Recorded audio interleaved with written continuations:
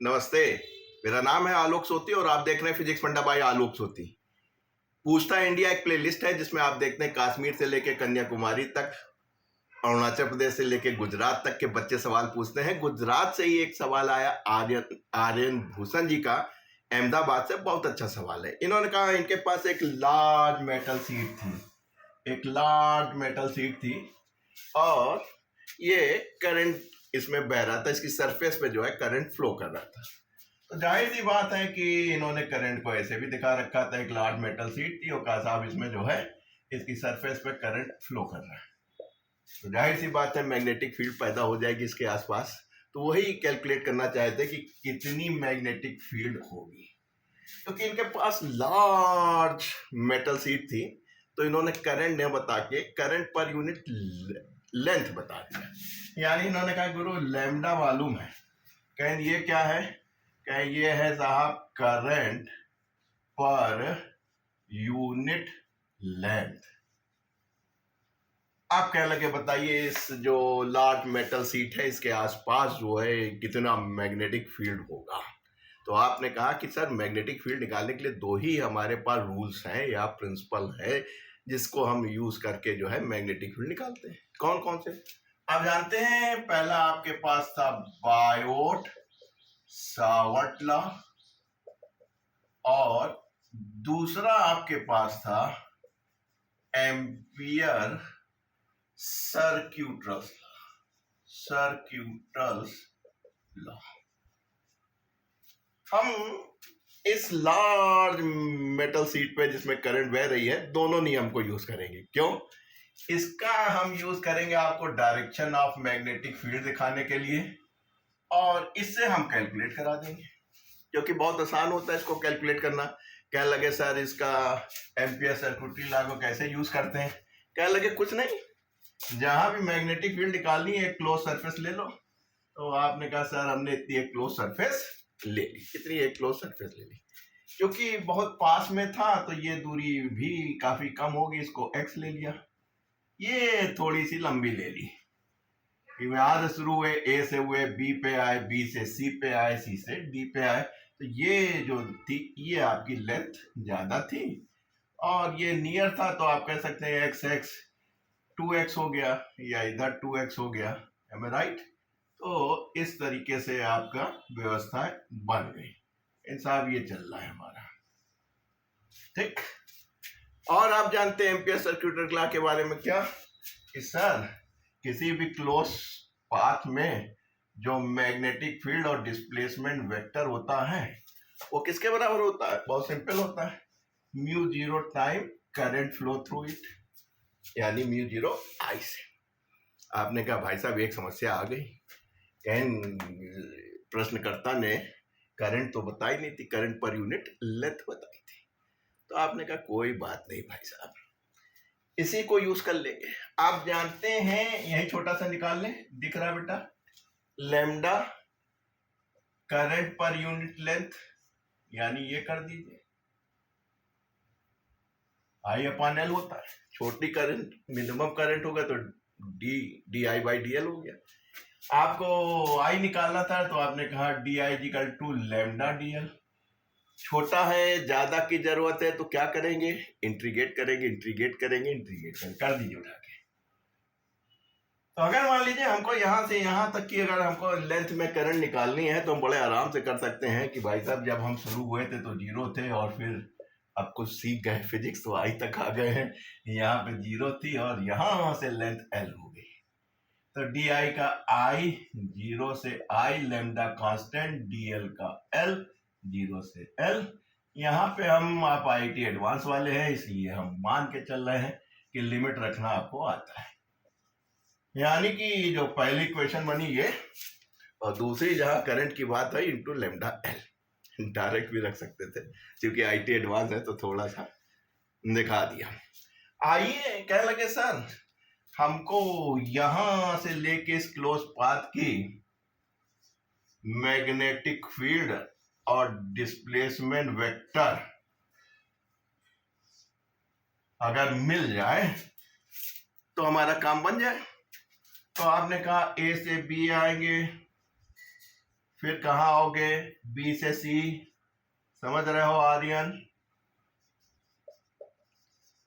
जो भी लेंथ है इसकी।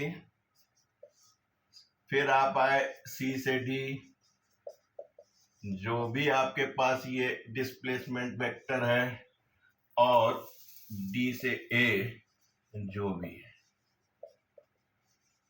आई अभी अभी कैलकुलेट किया है, लैम्डा एल रख सकते हैं। अब आप जानते हैं इसमें काम करना बहुत आसान है। क्यों? क्योंकि आप जानते हैं अगर आपके पास दो वेक्टर है, डॉट प्रोडक्ट है, तो आपको bl cos थीटा होगा। यानी कि मैग्नेटिक फील्ड और डिस्प्लेसमेंट वेक्टर के बीच का एंगल मालूम चल जाए इस पूरी प्रोसेस में, तो आप राजा बनारस, फट से आप हो जाएंगे, कट से थीटा की वैल्यू रखेंगे, काम तमाम हो जाएगा। आइए, हमने कहा था डायरेक्शन निकालने के लिए ही आपके पास जो है मैग्नेटिक फील्ड की डायरेक्शन निकालने के लिए हम बायट सावर्ट को यूज करेंगे, वो भी नहीं सोती सर के थप्पड़ का नियम यूज करेंगे। देखो बेटा, ये आपके पास है मसला, लार्ज मेटेलिक सीट है, एम आई राइट? ठीक, करंट आपने दिखाया कि यूं बह रही है। मान लीजिए एक पॉइंट आपने नियर ले लिया, पी कहीं साहब इसी पे चाहिए, तो एक पॉइंट ए ले लीजिए, यहां से शुरू हुई और यहां से खत्म हुई। अब मैग्नेटिक फील्ड की डायरेक्शन निकालेंगे, तो सोते सर के थप्पड़ का नियम आपको याद होगा, देख लिया करो बेटा, डायरेक्ट सवाल पूछते हो, 1700-1800 वीडियो पढ़े हैं, देख लिया करो, प्लेलिस्ट में चला जाएगा, बहुत कुछ सीखने मिलेगा। अंगूठा कहाँ, करंट की डायरेक्शन में, और ये ठीक। और बल्कि आप देखा कीजिए उसमें जो लाइव पढ़े हैं 2021, 22, 23, 24, 25, तो अभी शुरू करा है, रात में मुलाकात होगी, तो नीट के लिए जो क्या है उसमें देखा कीजिए, आपको मिलेगा सब। तो ये हो गया आपका। तो आपने कहा कि सर ये है, तो थप्पड़ किधर आएगा, इधर आएगा, तो इस पॉइंट पे इधर आ रही है मैग्नेटिक फील्ड, ये एम आई राइट? देखो बेटा, ठीक, इस पॉइंट से देखो, करंट इधर जा रही है, ये इधर है, इधर हो जाएगी, यानी कि आपके पास ये आ रहा है,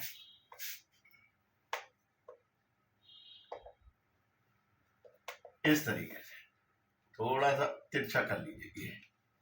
जब इन दोनों को राइट एंगल है, ये दोनों राइट एंगल है, जब इनका रिजल्टेंट निकालोगे बेटा, जब इनका रिजल्टेंट निकालोगे इधर और इधर का, एम राइट, तो आपको जो मैग्नेटिक फील्ड मिलेगी, चलो इधर से ले लेते हैं, ये हो गया और ये हो गया, तो एक ये हो गया और एक ये समझिए इधर आया, ये समझिए इधर आया, दोनों सेम डायरेक्शन ना समझिएगा, परपेंडिकुलर है, एम आई राइट?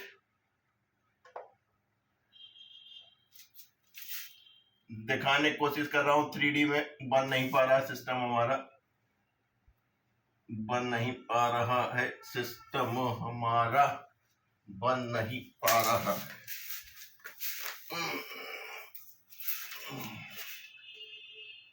ये तो ये और ये देख रहे हैं, तो आप देखेंगे कि जो मैग्नेट, जो आपके पास रिजल्टेंट आएगा वो अलोंग द फील्ड आ जाएगा। ये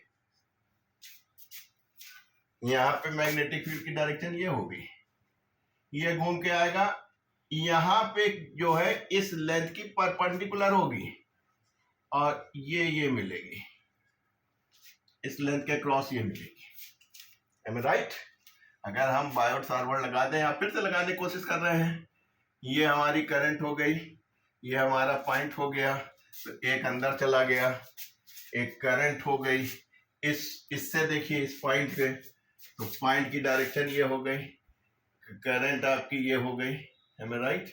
और इससे हम देख रहे हैं, इस पॉइंट पे देख रहे हैं, इस पॉइंट पे, तो एक बार फिर से ट्राई करते हैं भाई साहब, हो जाए तो बहुत अच्छा, अगर विजुलाइज कर ले जाए आपको। ये मान लीजिए आपका क्या पॉइंट था, ये आपका ए ना मानो, कंफ्यूज हो जाओगे, ये मान लीजिए एक्स, ये मान लीजिए वाई, ये आपकी करंट जा रही है, ये नियरेस्ट पॉइंट है, इस पे हमें इधर से और इधर से देखना है, जो मैग्नेटिक फील्ड की डायरेक्शन होगी वो क्या होंगी और उनका रिजल्टेंट क्या होगा। तो आपने एक नियम ये लगाया, इससे इधर निकला बाहर की तरफ, राइट, और एक आपका ये निकला इस साइड में, मतलब बिल्कुल परपेंडिकुलर मत समझिए, ये इंक्लाइन है बेटा, इंक्लाइन, ये और ये भी इंक्लाइंड है।